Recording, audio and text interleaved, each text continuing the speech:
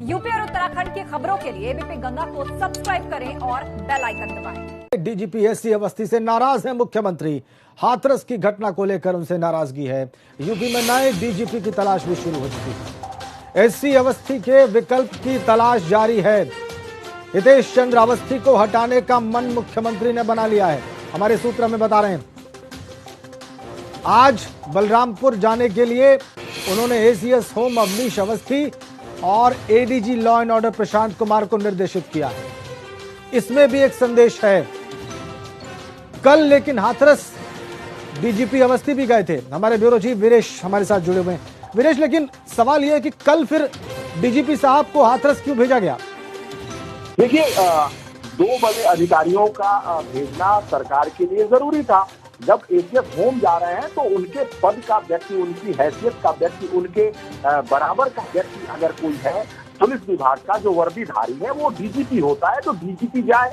और प्रोटोकॉल होता है कि जो जब अगर जा रहे हैं तो इतने बड़े अधिकारी जा रहे हैं। देखिए, संदेश के बीच में भी संदेश है और इस संदेश को हम एबीपी गंगा के दर्शकों को बताना चाहते हैं।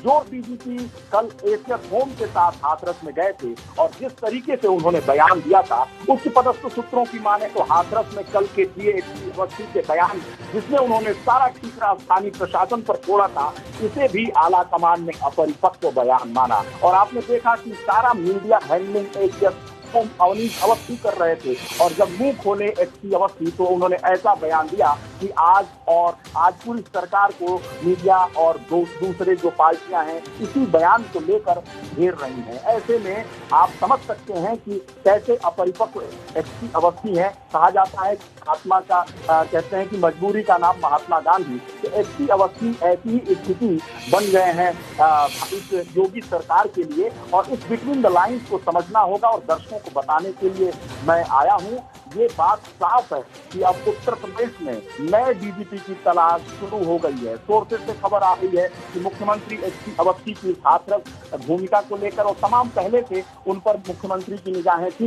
जिस तरह से उनकी निष्क्रियता थी उसको लेकर मुख्यमंत्री कभी खुश नहीं रहे, क्योंकि मुख्यमंत्री बहुत तेज तर्रार हैं और ऐसे में वो लगातार कोशिश करते हैं कि जो कानून व्यवस्था हो बेहतर हो, उचित हो और उस एक तारतम्यता के साथ चले। मुख्यमंत्री जिस तरीके से सुबह 4 बजे उठ जाते हैं, रात में 12 बजे सोते हैं, तो ऐसे में उनके वेवलेंथ अगर अधिकारी नहीं होगा तो तारतम्य नहीं जमेगा। और इतिहास गवाह है कि 1947 के बाद से, आजादी के बाद से उत्तर प्रदेश का अगर डीजीपी देखा जाए तो फिर ये एक अलग ही अनूठे डीजीपी हैं एसपी अवस्थी साहब। इनका कोई तालमेल मुख्यमंत्री की कार्यशैली से नहीं है और मुख्यमंत्री बहुत दिनों से इनको ढो रहे थे। और हाथरस की घटना ने जिस तरीके से मुख्यमंत्री के ऊपर बम फोड़ा है, ठीकरा फोड़ा है और प्रधानमंत्री को भी बात करनी पड़ी, जो प्रधानमंत्री इनकी पीठ ठोकते थे कानून व्यवस्था को लेकर। ऐसे में प्रधानमंत्री ने टीका टिप्पणी की, टोका और बात की मुख्यमंत्री से, तो मुख्यमंत्री बिलबिलाए हुए हैं, बिखरे हुए हैं, नाराज हैं और कोई भी चूक वो करना नहीं चाहते हैं। बलरामपुर में देखिए, बलरामपुर में अवनीश अवस्थी और एडीजी लॉ एंड ऑर्डर को भेजा जा रहा है। क्या आपको याद है कि कोई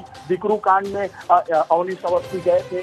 क्या महोबा में अवनीश अवस्थी गए थे? तमाम घटनाएं उत्तर प्रदेश में हुई हैं। कभी एसीएस होम कहीं गए थे? नहीं गए थे। और जब एसीएस होम को भेजा जा रहा है, उनके साथ डीजीपी को कल हाथरस भेजा गया और कल के बाद से आज वो बलरामपुर जा रहे हैं। तो सरकार की प्रायोरिटी को समझना होगा और खबरों के बीच खबरों को समझना होगा, संदेश को समझना होगा। एबीपी गंगा के दर्शकों को हम उसी सरोकार को समझा रहे हैं कि मुख्यमंत्री चाहते क्या और एसपी अवस्थी पर गाज गिरने वाली है।